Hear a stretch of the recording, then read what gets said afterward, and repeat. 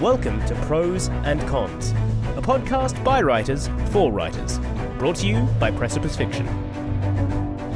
Precipice Fiction would like to acknowledge the people of the Eora and Durag nations as the original custodians and storytellers of the land this podcast was created on. Hello, internet persons and personettes. Welcome to Prose and Cons, the podcast where sometimes we feel like prose and sometimes, arguably more often, we feel like cons. With me today, I have Paddy Boylan. Hello. I have Matan. Hi. I hope I pronounced that correct. By now I should know your last name. And I also have Phoenix Reg. Yes, hello, I'm here. Okay. So today, something that I wanted to discuss, I brought up, is I want to talk about the difference between writing, that is writing to a blank page, making new stuff, and also editing, because they are very different tool sets. They require very, different and specific mindsets. And I wanted to kind of deep dive into that and see how we go. But before we look into that, what's everyone been reading? Paddy?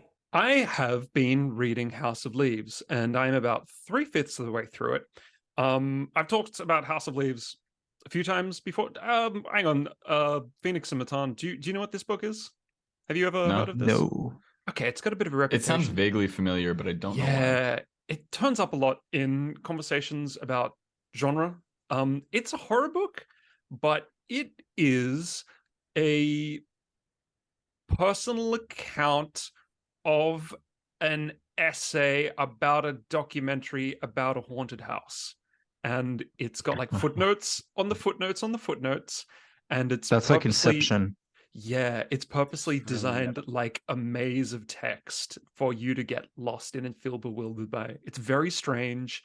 The way he's written it is, I would recommend it as a way to see how weird the format of writing can get.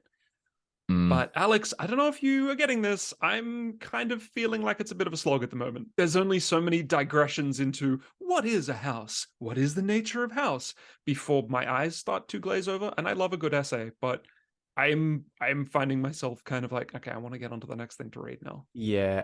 Look, you have to stick to the main story. I really found the whole, what was his name? Johnny Appleseed? Johnny Truant? Yeah, Johnny I Truant. found that whole bit very, it seemed a little gratuitous to me, frankly. But the main story is great. The main story is really good. Like, pursue that until the end because it is very, very good. So there's the main story, which is the essay about the documentary about the haunted house. But then the story is told from the point of view of someone who has found this essay and is talking about it. And it keeps dropping back from that main part of the story to this guy in his apartment.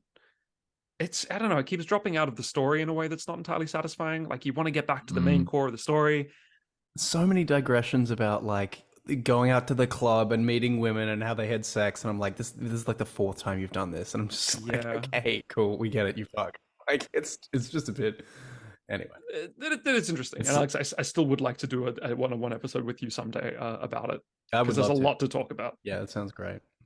It's like the modern take on the like book as letter entries or diary entries and letters and stuff.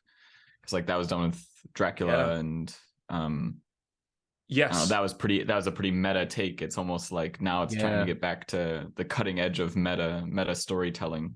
It is, and the way it's stacking formats. It's also, I think it's also largely a satire of that.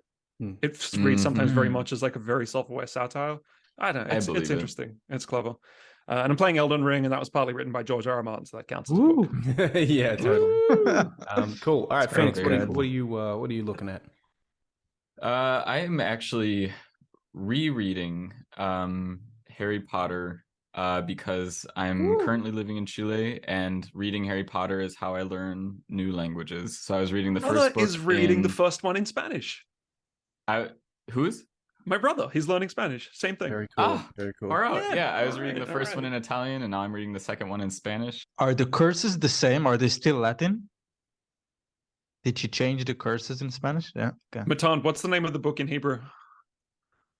Oh, do you really want me to say it? Yeah, I yeah, got one yeah, in go my on. throat Yeah. first. So the Harry Potter ואבן החכמים. Wow. That sounds cool. Doesn't it make you want to have a glass of water? It's very nice and it's really cool. Listening to stories and reading stories in other languages, because I love when I've noticed like the definitive line of like first you comprehend words, then you comprehend sentences, and I'm now to the point where reading that I can, even though it's in Spanish, I can see the story in my mind again. And it's like tuning, the story's like tuning, so I can actually like see it playing out now. Yeah, that's And that's cool. it's a cool feeling.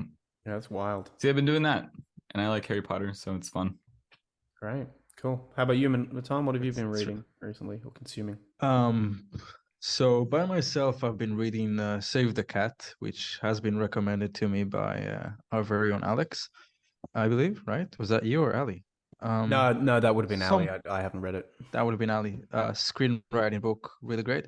But something interesting that's been happening. I've been reading a book with my students because I teach high school English, and we've been reading a book called Night, which has been written by a guy named Elie Wiesel. So the book Night is actually the autobiographical telling of the Holocaust through the eyes of Elie, who had been a 15-year-old boy at the time.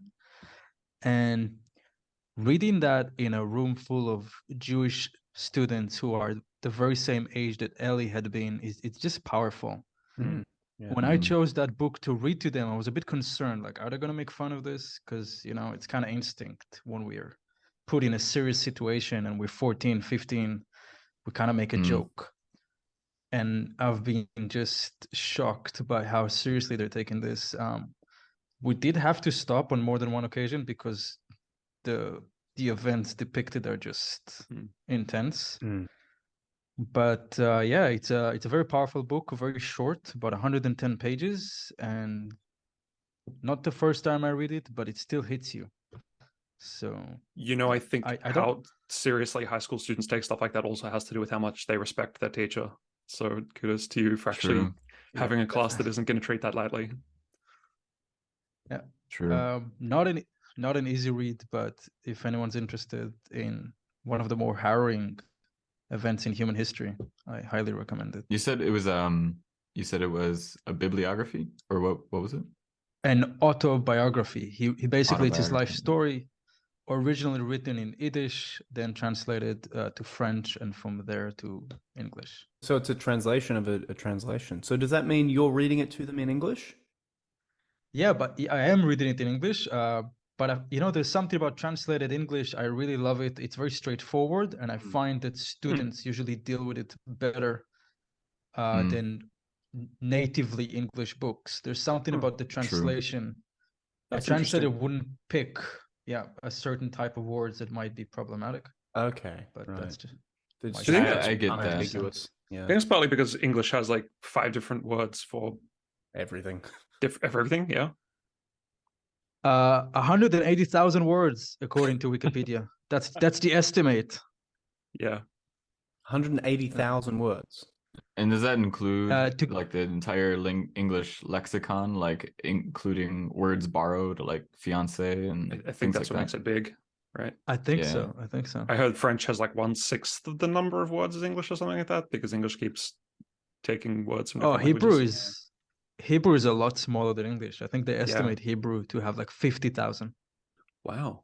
Wow. Wow. Yeah, I know the Language is French really like guard their language religiously. They Same with actually Hebrew, have- right? An academy. Hebrew is that was what it's just called? dead. Yeah, but it was just dead for 2,000 years. So Yeah. Yeah, That's that's what what. It's waking up. they didn't really collect. Yeah, making up for lost time. For anyone who wants to, like learn about the Holocaust, I guess you could try and read the Yiddish version, which would be if you want to go like Work on you your know, Yiddish, guys. go like Phoenix and try and learn another language. Anyway, moving on. So, Well, Alex, what have you been reading? Oh yeah, sorry. We want to know. The audience demands The this audience knowledge. demands- They deserved it. Give us Yes. the truth. So us the I've been truth. reading Nick Cutter's The Deep, which is it's a horror book, which is fairly typical of me. But it's I've been on a spate of reading horror novels recently that are really genuinely quite chilling. Yeah, so it's about basically it's about this virus that takes over the world where it makes you forget things, and the protagonist's brother is working down in this deep sea undersea station, I guess, like I don't know what you'd call it, like a laboratory. It's like right at the bottom of the Mariana Trench, because they found this thing down there that might be able to help, and things just start getting very wacky. It's very ambient, very spooky, very just. There's a lot of flashbacks back to like Stephen King esque, like nostalgia, things like that. Yeah, I mean his work just saturates through all of horror, but it's really good. I really like it. Wait, I have to ask. You just said that the story is at the bottom of the Mariana Trench. Yeah, the bottom. Like how I don't 8 want miles. spoilers, but how big are like the fish, the aquatic creatures? How big are we talking here? They don't talk a lot about the fish, actually. Apparently, there's nothing really down there. One thing he did mention, which I don't know if is real. There's nothing down there? Well, the spoiler is that the trench itself is just a big open fish's mouth. Well, you never know. That's like my horror fetish is large water creatures. Like the bigger, the better. Read Starfish. Yeah. Read Starfish. I don't remember who it's by, but if you want, man, the guy's a deep sea ecologist as well. Oh, that's awesome. Creepy shit. Good book. I'll get into good book. One really interesting thing about it, and I don't know if this is real, but like he talks about all the sediment and like the dead skin and stuff that like falls down, like it all like kind of, because it's going into the Mariana Trench, it all like collects. So he said that there's almost like this snow that comes down. Yeah, It's gross. It's really gross. Horrifying. It's really horrifying. And the whole book is like that. It's great. I'm really enjoying it. So I recommend it if you guys are into it. It gets into all the psychological horror and terror stuff as well, which is good. Yeah, so that's what I've been reading. So editing versus writing. I think we've talked a little bit about this. I know we must Matan, have. What's that? We must have, surely. Yeah, I'm sure. I'm sure we've touched on it like a dozen times in little ways. But what I wanted to know was, because I always have this kind of guilt when I'm writing, that I always feel like I should be writing something new, so much to the point where I got onto I messaged Patty at the beginning of this year, because I know, Patty, you said you'd been doing a lot of, you're just focusing on writing some stuff every day, and I'm like, hey, should we like measure what different kinds of writing we're doing to make sure we're, you know, and he said, well, I don't really know that that's necessarily, as long as we're writing.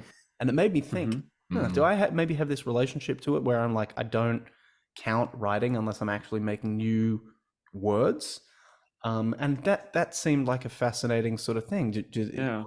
So I don't know, what's your guys' take on that? How do you feel about writing versus editing in terms of productivity? Let's put it that way. No, I definitely have the same, like, now that you say it, I definitely have a similar kind of mentality around it, where I feel like I've accomplished more if I set aside an hour block and purely like just start from a new section and fill out as much as I can, get out as much new story as I can. I feel like I really accomplished something. Whereas going back, I'm actually going back and doing some editing of some old short stories right now. And doing that, I do feel like I'm accomplishing something, but I guess it's, I don't know, it's kind of like, it is just harder to measure. It's like, well, I've restructured this scene. I don't know how many words I've taken, how many words I've added. The scene reads better, but I feel like I haven't done as much, because it's like, well, that it's not new story. It's just reshaping what's there. But you know what? I think that has something to do with the fact that I know I have a tendency to kind of go back and edit before I finish a story, and I know I really need to hold my nose down and be like, just write, like keep going, get the first draft out before you really go back and edit. So I do feel good when I'm getting more story out, because I know it's better for my for the story overall, because I'll just get it out and then I can go back and edit. So if I catch myself going back and editing prematurely, I kind of have this whole like, what are you doing? Like, you should be writing forward, don't go back yet. And I guess maybe it permeates to even short stories that are more or less like, this one's finished, I am just going back and redrafting. But I guess the mentality kind of permeates a little bit.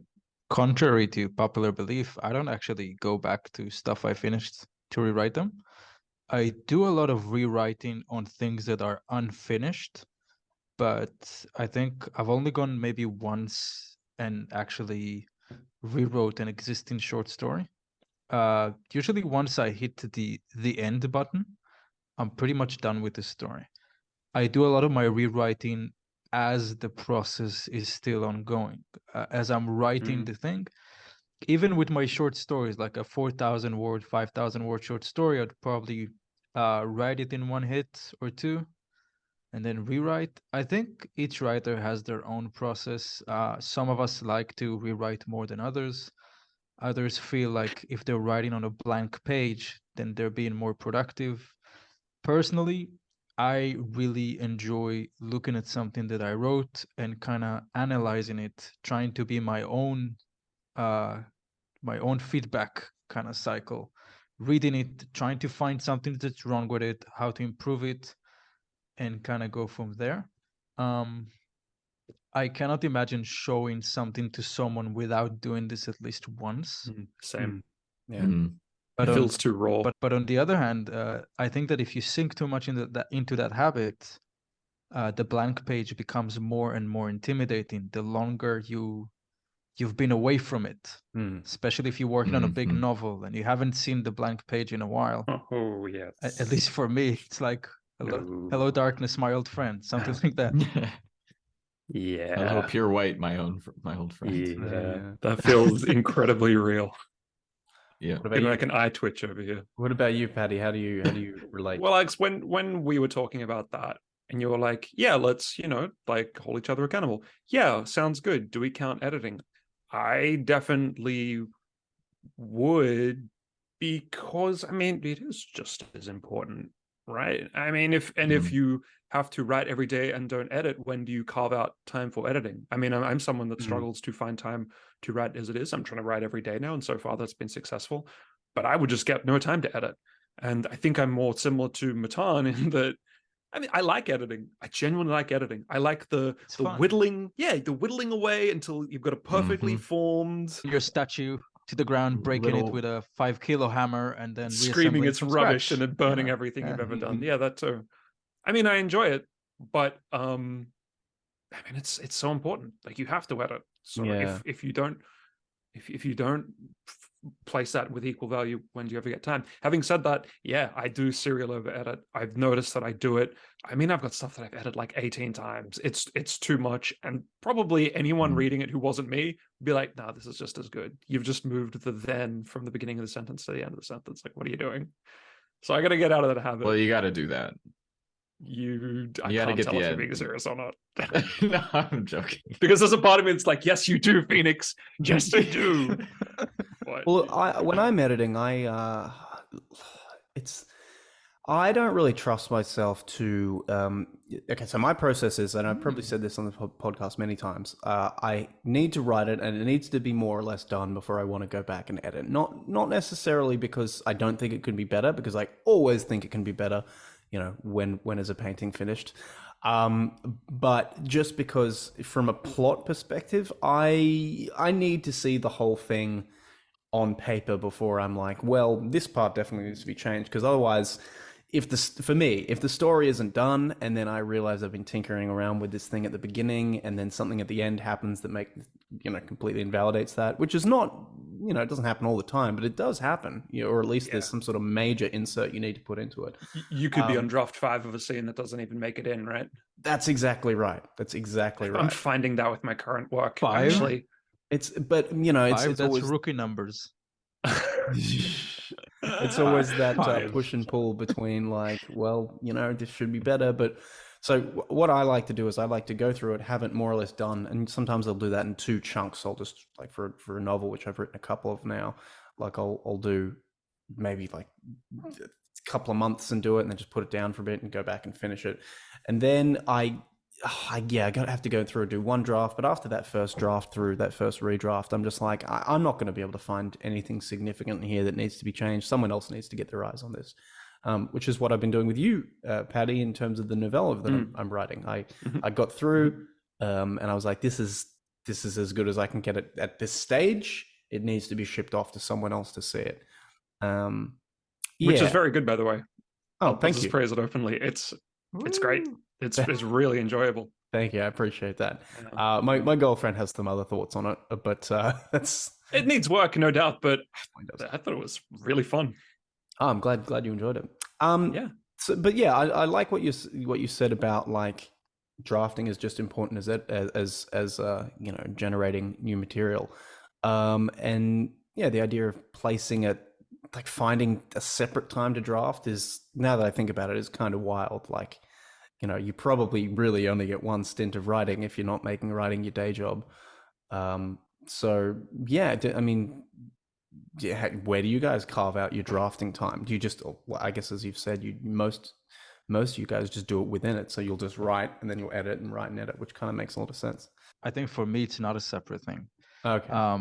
A lot of the time, some of my most productive writing sessions have started as an editing session, where I think that's advice I got from you, Alex, that basically read the last thing you wrote. Yeah.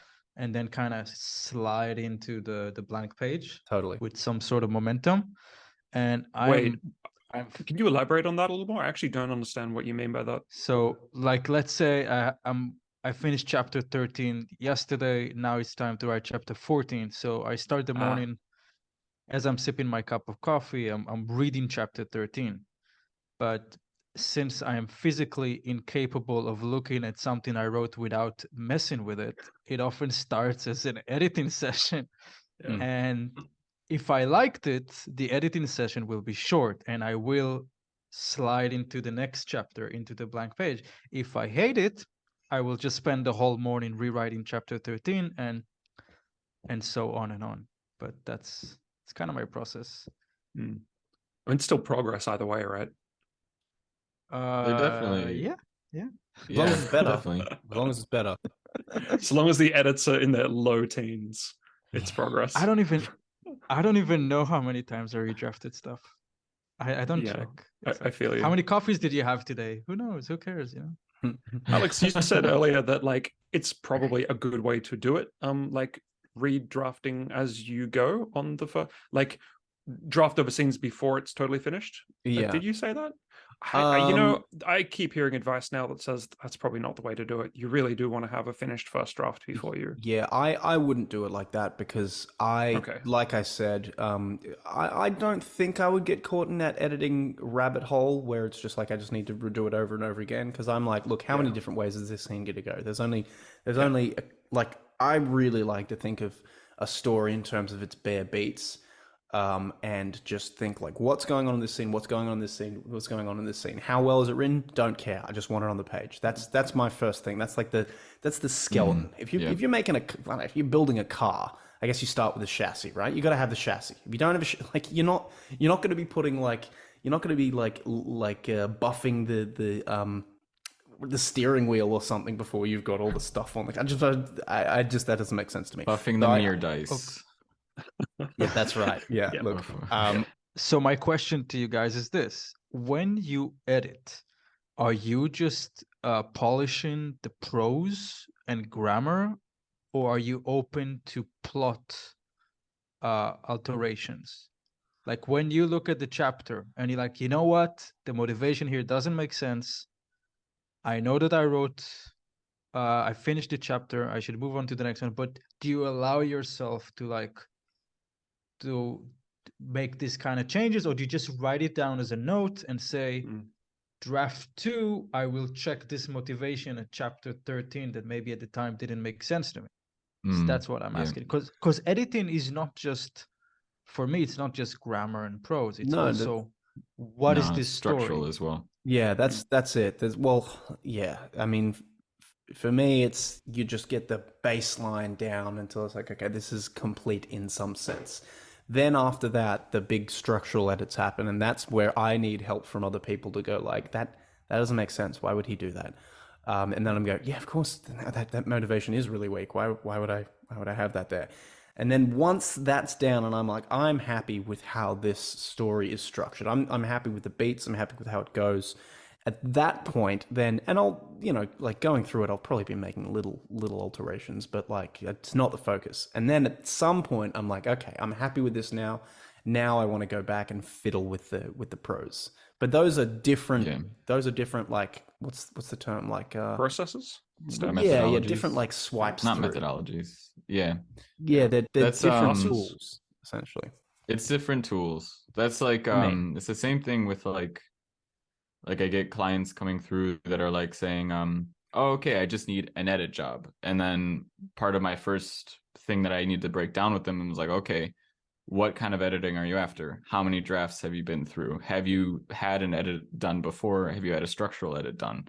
Because sometimes people assume it's like, okay, story's done. It's time to look at the prose. It's time to clean up the grammar. It's time to do all these things.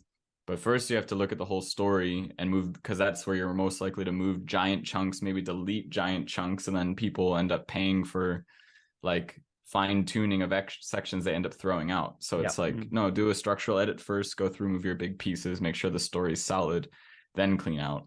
And then at the end, you do a proofread, which is your final clean. That's really good.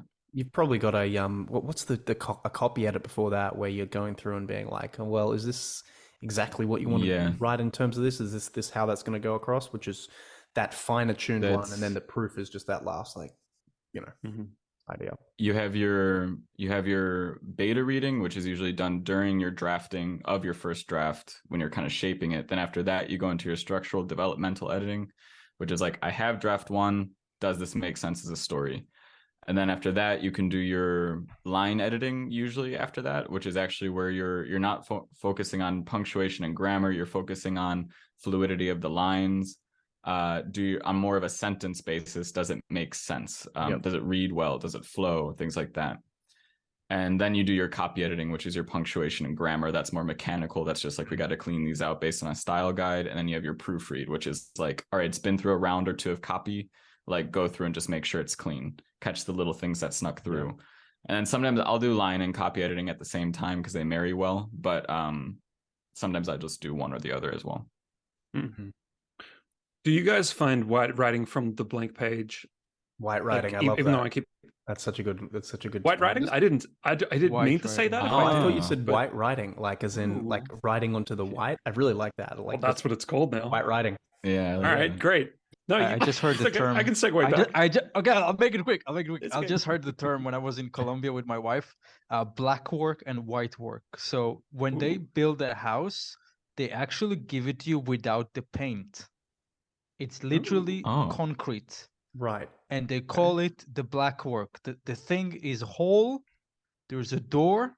Sometimes there are not even windows. Okay. But that's the black work. And the white work is like the thing that makes it look different than a cave, which is all the paint and stuff. So white work, black work. That's it. Oh, I'm that's done. cool. Interesting. Thank you for listening. Okay. You're welcome. I like that. Okay, so the white work. Do you guys find the white work of... I like drafting, but I still prefer putting words on a page. You guys? It really depends. It really depends. If I'm like... I'm surprised, Alex. I thought you'd be absolutely adamantly, I don't... If I'm white work much more. If I'm right at the beginning of the... By the way, we're referring to white work as on the blank. Wait, which one is white work? Okay, black work anything? You're right. It would start with black work. Okay, then writing on a blank page is to be specific. Do you guys? Do you guys prefer that? Look, I really love that at the beginning of a project when I'm just like throwing things down. And then occasionally you'll get that like boost of stuff, but like oftentimes that can be a bit of a slog, like especially if you're right in that soggy middle of a novel where you're like, like they're just literally running around doing busy work at this point. Like, and every novel has that just to fill it out, just to fill out the tension and give you another space for like, a little bit more exposition. Like you can just feel it drag. It's no matter what the novel is. There's always a bit where you're like, okay. So yeah. Between setup and payoff. Yeah, but no, like I find editing to be almost endlessly rewarding, to be honest, because you can go to it and it's like a little I like the metaphor of carving. Like you're like, well, I was thinking the other day it'd be like pottery or something. You're like, well, that line doesn't really flow into that line very well, so let me smooth that down, and that's very. It's the word Lego. Word Lego, yeah. How do you feel about the word Lego, Matan?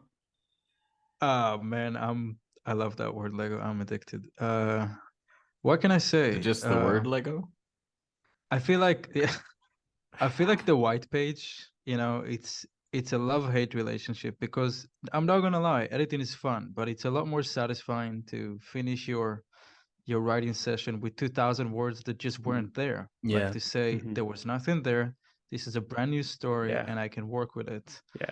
And while editing is fun, there is that voice inside your head, especially if you're like me and you edit unfinished projects, that you're like, okay, this was good, but you know, there's still that thing about Could it be finishing better? the book that's still out there. And I guess it's also like if someone says, "How many words did you write today?" and you're editing, you're like, "Well, it's Well, you complicated. know. What is a word? What is writing?" What is Whereas a word? if you just Yeah. wrote on a page, you're like, "Oh, I wrote 2,000 words." That's like a very definitive benchmark by which to measure the success of the session. Definitely. I have something to add, but Sorry, there guys, are a I'm just- lot I'm of just people trying to- outside my door right There now, was- and I'm very hesitant to turn my mic. Are you talking smack about those outside people? Wait, No, Phoenix, well- blink if you're in troubles. Blink twice, yeah. Blink. I don't know. No, it's not gonna No. blink. It's not gonna blink for the rest of the podcast. Yeah, it just doesn't blink. That's the just problem. do a I wink can't out. blink. I can only wink. No, they seem to be quiet. I was gonna say I prefer cop out answer. I prefer both. But for me, it really comes down to just like honesty of like, am I editing because I'm scared of the blank page, or am I writing on the blank page because I'm scared of editing and I'm just avoiding what I should be doing? If I'm doing that, then chances are I'm not going to enjoy it as much, and I'm going to feel like I didn't accomplish much by the end because it was kind of avoidant as opposed to intentional, whatever. Whereas if I am like, oh, I do need to, like, all right, scene done, I need to go back and edit it, and today's writing is for editing, then if I go back and edit like I'm supposed to, then I'm going to feel good by the end of the day, and it's going to feel good usually the whole time. Same thing if I'm writing on a blank page and I'm kind of in a scene that's sagging, and I'm realizing that the reason it doesn't feel as good is because I shouldn't be writing this scene right now. I need to plan this scene. I don't know where these characters are going. I need to step out of the actual words and just think about what this story is doing. And if I kind of ignore those signs of something else needing to happen and just continue on editing or writing or planning or whatever it is, then I'm not going to enjoy it. It's not going to feel productive. Yeah. There is definitely something very satisfying about being like, okay, this is the thing that has to happen today. We have to get from this point to this point.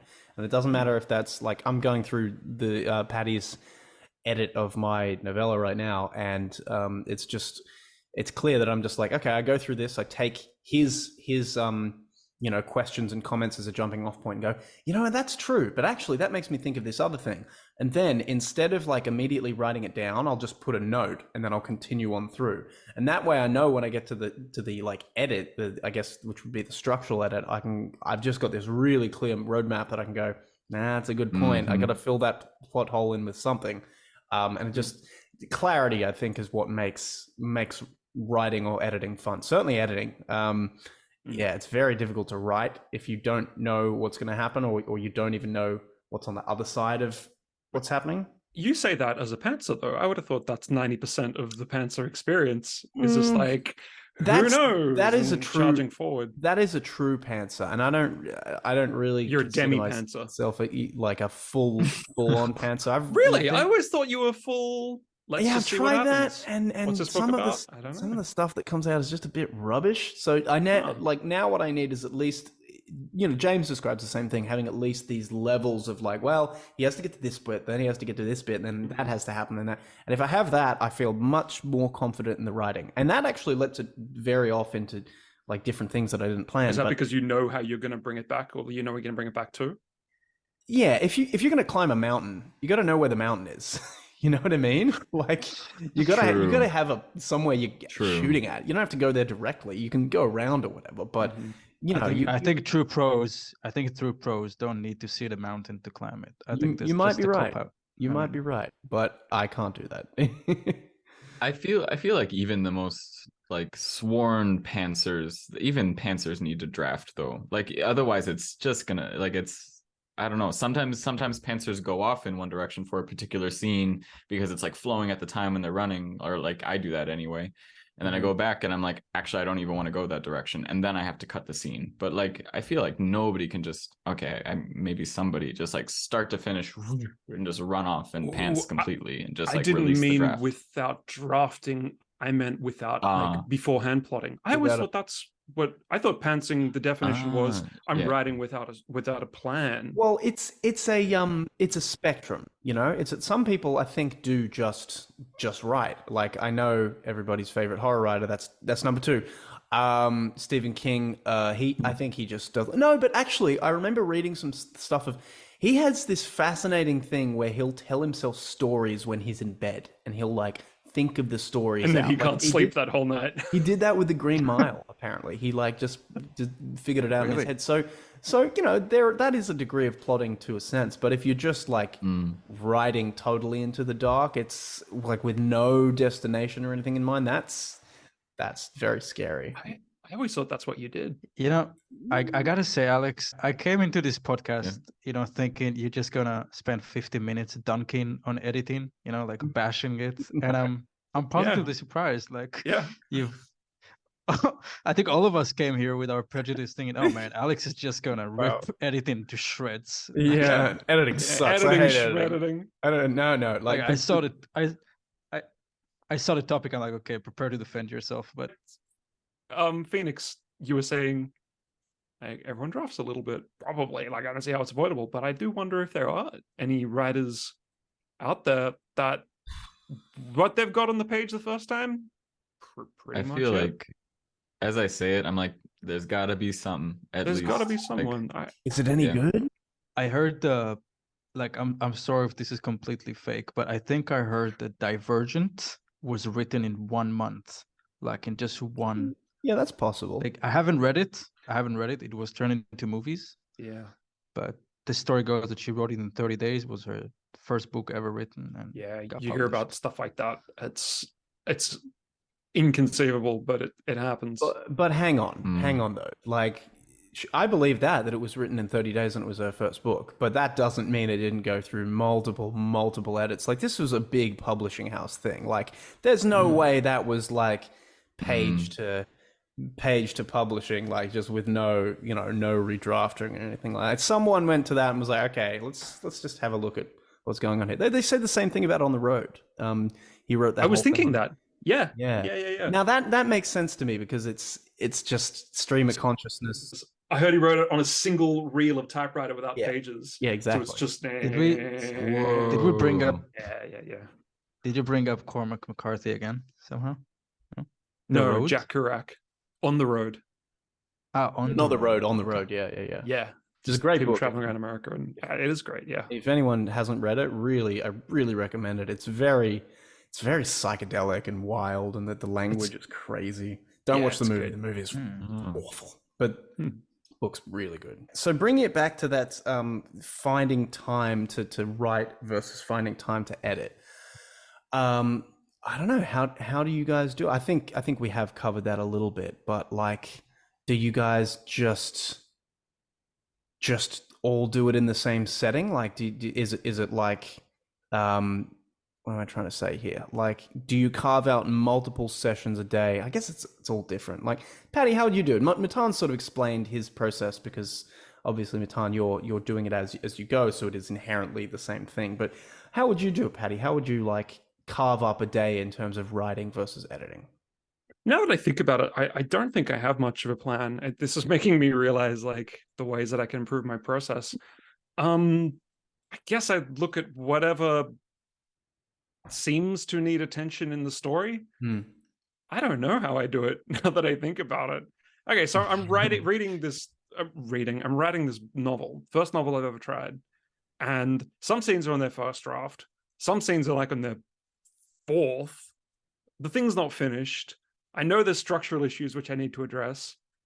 Looking back, like, what's been the plan for me writing this? I don't know. I started with a really solid structure, but well, it's still pretty solid. You sent me the outline. It's very solid. But I've taken stock of what I've written. I've written about, I think, 80,000 words so far, and the story's not done. It's not even nearly finished. I've gone off onto so many side tangents. I'm like, I'll just work this in. That's too much. Mm. So I need to go back and refocus. There's a book that's entirely tangents. That's like the whole book. It's called Arabian Nights. That's what it House is. of Leaves. It's like a story. Oh, I heard a story, and then a guy inside the story. Oh, I heard a story. Oh, and then a guy inside that story. Oh, I heard a story. Yeah. I'll just be the modern day Shahrazad. Shahrazad. I don't know how to pronounce that. Tangent, the movie. Tangents, the movie. Well, it's Inception, isn't it? That's what Inception is. Fun. I guess it is. You know, it's just a story within a story within a story, a dream within a dream within a dream. You know, Which we've covered within our Stories Within Stories episode, which you can yes. listen to after this. for more more Precipice Fiction. yeah, for more information on this, click the link down below. We're not going to do an episode of Precipice Fiction within this episode of Precipice Fiction. Welcome Yeah, to exactly. Precipice Fiction. We're going to talk about stories within stories. Right on the precipice of the precipice of the precipice. So I've contributed nothing. Nope, that's it. I'm done. I don't know. That was a really long way of saying I don't know. Hmm. But no process is a process too. You just kind of go with it, right? Is Whatever feels right in that day. Maybe, Yeah, you figure it out as you go, Yeah. right? I Like, guess. I think that's I part. think that's more impressive. I mean, It's anyone very can write generous with a of you. process. Yeah, it takes more Anyone energy. can that's write for with sure. a plan. You know, like you Yeah. just In retrospect, it might turn out that, like, yeah, you know, it was all fine, and the way I approached it was all good, but it's not finished yet, so I don't know. Yeah, but you're smashing through. Yeah, I Get me feel like through you're it. smashing through at a good pace though, because like I remember you talking about like your one short story, Behemoth, was it called? The Fall of Behemoth. Yeah. Yeah. Yeah, and you were talking about how much you redrafted and redrafted and redrafted, and I knew with this book you were writing new scene or like rewriting and rewriting and rewriting scenes. So to hear you're rewriting scenes a lot and also have 80,000 words, you're moving forward like quite well. So that's hats off Thank to you. I had a big period of unemployment last year, which was actually fucking great, where I could just write, and I put it down to that. And yeah, it slowed down because I actually have to work, but yeah. Anyway, that's me. how do you have a job? Yeah, I'm a transcriber. It's okay. It's pretty boring, man. I It's don't want to fine. get into it. What I don't wanna get what into what do it. you transcribe? What's that? Okay. This is such a tangent. Court Tangent. sessions and legal interviews and stuff all need to be recorded for posterity. I turn the recordings into written transcripts to Wow. go into a suitcase somewhere and possibly never Wow. be read. They can't. Wow. Check it out. A serial killer that hides the clues in modifications he does to transcripts. That is pretty good, actually. I like that a Yeah, lot. there's a story. like there's a Zodiac. story here. Yeah. Like the transcript killer. The Sorry, I'm transcript done. killer. It's Well, an you idea. wouldn't be able to call him that Mhm. until they caught them, though, right? Because you wouldn't know it was the transcript guy. Retroactively, the transcript killer. Previously, just the exactly. killer. It's written from his point of view, and he knows. That is actually a He great. knows. That is actually a great concept. I don't really write crime fiction, Yeah. but it is a brilliant concept. I was thinking there's some crime or some really thing that's some really thing. Listen to that English. So Something really thing. happening. So really thing that's happening. It's very disjointed, and the person that pieces it together is the transcriptor, who's hearing all these disjointed, random little things and writing it down, and the first to see it written out. Patty, That's not a maybe bad you're gonna idea, solve a actually. crime. Yeah. Yeah. Alex, back to your question. Yes. How do you separate the time between editing and writing? Do you have like different sessions? Well, I mean, I tried to do that, but I just would always run out of energy by the time I got to a second drafting session. So now, no, I think I just do it all in the same. Because one thing I know is that I am always very productive in the morning. I can always do something in the morning. So if I plan out what I'm going to do, ideally the night before, there will be something for me to sit down and do in terms of like writing. And then because like again I got it from Stephen King. That's 3. I brought up 3, so I gotta stop like actually bringing them up. We'll just do a little ding, in it. We should do a counter. We do. We should do a counter. There is We've a got a counter on the Stephen King episode. we got a descriptions counter. now. Counter? Yep. Yeah, Yeah, we we've got got a counter. We got Yeah. all like a Stephen week King time. and counting. Is that Yeah.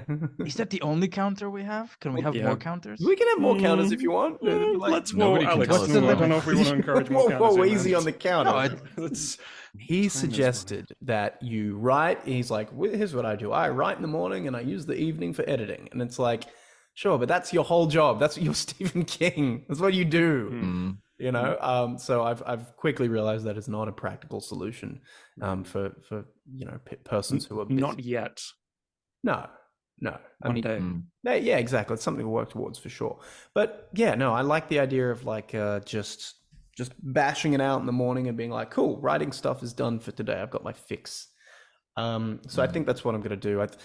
I have a real problem focusing on one story, but it is in a way it's good because it creates this like eye of the needle sort of thing where you're like, well, I can't really move on to another project until this one is completed. So I am drafting that right now using the notes Patty's given me. I've had a few other beta readers as well, who are going back and giving me really good feedback, and that's grist for the mill for me then to draft. So yeah, I guess I'm in a writing phase or an editing phase is how it seems to be working out most effectively.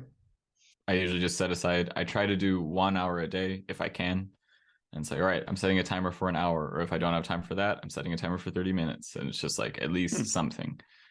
I work well with a timer, so I do that. Why do you think that helps you?